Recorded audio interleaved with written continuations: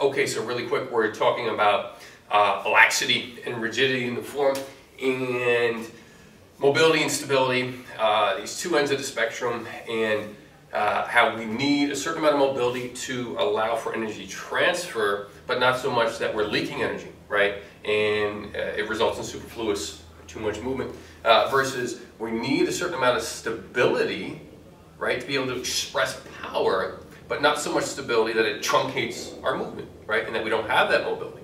So it's sort of that game that we play, and it's easy to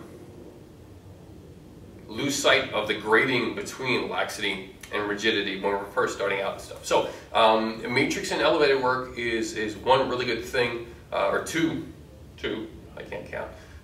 Matrix and elevator work, two really good ways to work on shoring up some stability.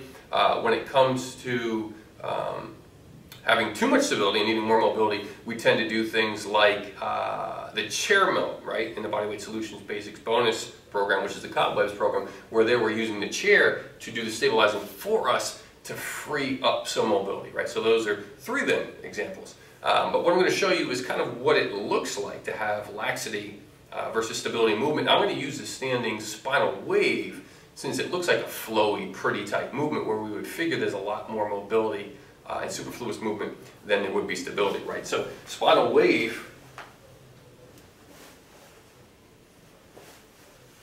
right? So even though it's flowy, maybe this is pretty or freaky, right? There is a good combination of stability and mobility in there.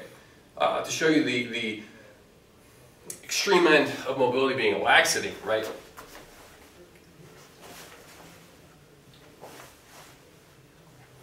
Right? You can see it's a lot more floppiness and a lack of control, and that's the main thing that we're looking for, is to have the balance between expressed movement and mobility and that controlled pulling back on the reins of stability to express the power.